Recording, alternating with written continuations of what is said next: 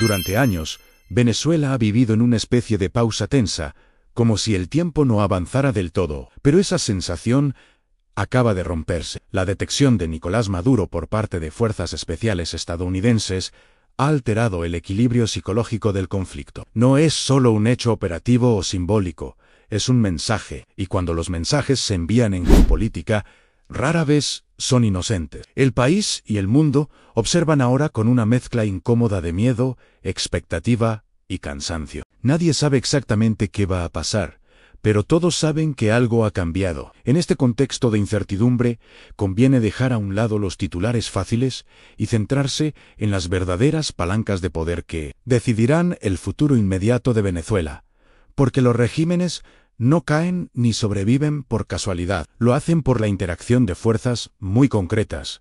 Y hoy, esas fuerzas están en tensión. La primera gran palanca es, sin ninguna duda, el estamento militar. En Venezuela, las Fuerzas Armadas no son un actor neutral ni limitado a la defensa del territorio. Desde hace años, el poder político y el poder económico han sido militarizados de forma sistemática.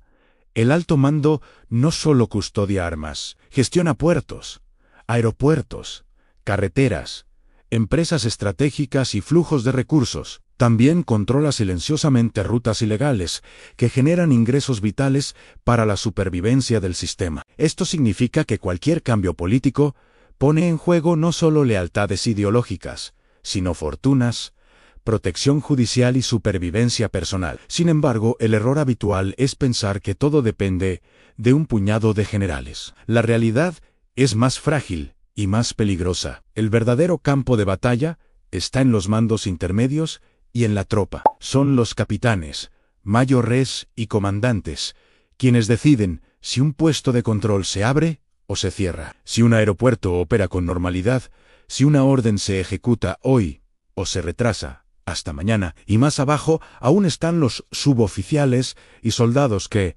llegado el momento, tienen que decidir si reprimen, si miran hacia otro lado o si simplemente esperan a ver quién gana. En situaciones de transición, los sistemas no se rompen por grandes discursos, sino por decisiones pequeñas acumuladas. Una verja que no se abre, un cordón que se debilita, una llamada que no se contesta. En Venezuela, hoy, cada una de esas microdecisiones pesa toneladas. La segunda gran clave es la sucesión. Los regímenes personalistas parecen frágiles desde fuera, porque todo gira en torno a un líder. Pero si han tenido tiempo para construir redes internas, pueden demostrar una resiliencia sorprendente.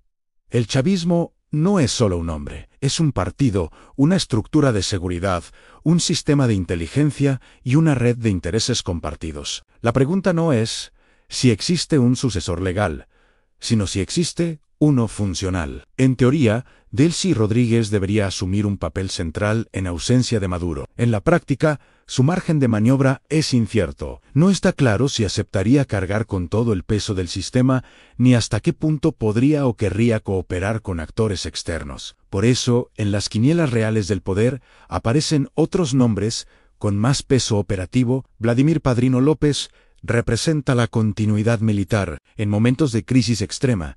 Quien controla la cohesión de las Fuerzas Armadas controla el suelo que pisa el país. No es una figura carismática, pero sí profundamente enraizada en la estructura. Su valor no está en inspirar, sino en mantener unido el aparato. En el otro extremo está Diosdado Cabello, símbolo del músculo político del chavismo duro. Controla áreas clave del orden interno, tiene ascendencia sobre el partido y experiencia en la gestión del conflicto callejero. Su papel sería garantizar disciplina, evitar fracturas internas y contener disidencias. El problema para ambos es evidente: ninguno es bien visto en Washington, y eso los convierte en objetivos potenciales en un escenario de presión internacional. La tercera clave es la calle. Ningún régimen se sostiene solo desde arriba si abajo deja de funcionar. Pero la resistencia civil no es un botón que se pulse a voluntad. Venezuela arrastra años de movilizaciones, represión, derrotas y desgaste. La población ha aprendido que el cambio no siempre llega rápido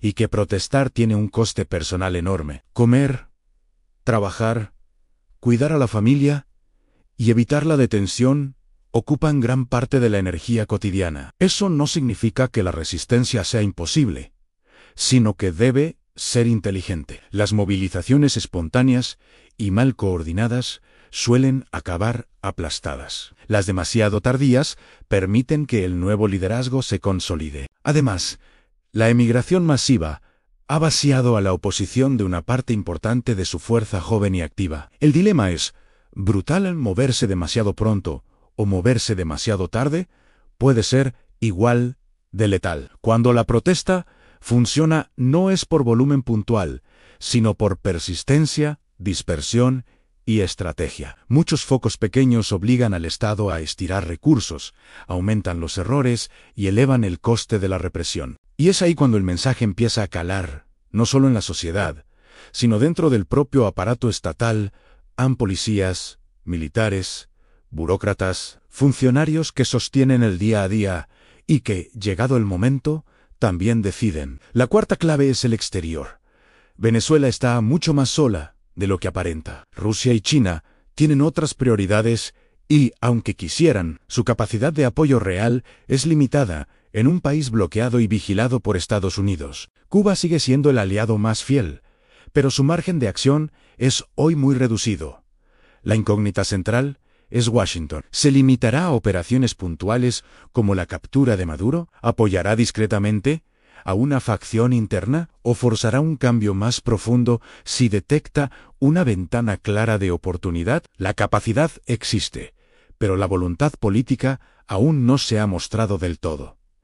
Ese silencio es, en sí mismo, parte de la presión. La última clave, y no por ello la menos importante, son los colectivos chavistas. Estas estructuras paramilitares funcionan como un seguro de vida para el régimen en momentos de debilidad institucional. No hacen guerra convencional, pero controlan territorios, intimidan, vigilan y actúan con rapidez y violencia selectiva. Permiten al poder actuar donde el Estado formal no quiere aparecer directamente. Si permanecen alineados, pueden compensar grietas en la policía o en el ejército. Si se desordenan, por falta de recursos o por cambio de lealtades, pueden convertirse en un factor de caos incontrolable. En Venezuela incluso el barrio tiene geopolítica, y con todo esto sobre la mesa, queda claro que el futuro del país no depende de un solo evento ni de un solo actor. Depende de cómo encajen estas piezas en los próximos días y semanas, de decisiones pequeñas que desencadenan consecuencias enormes, de silencios que pesan más que los discursos. Aquí seguiremos analizando cada movimiento,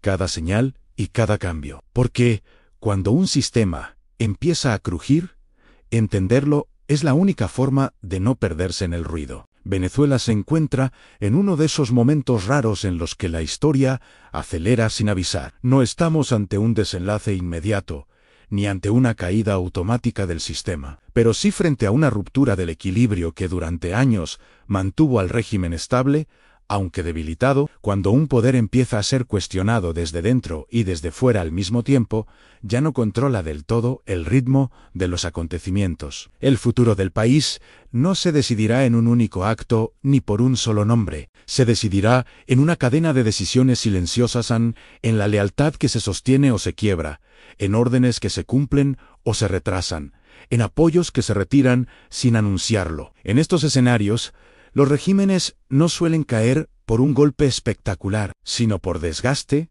fractura y pérdida progresiva de control. Nos vemos en el próximo video.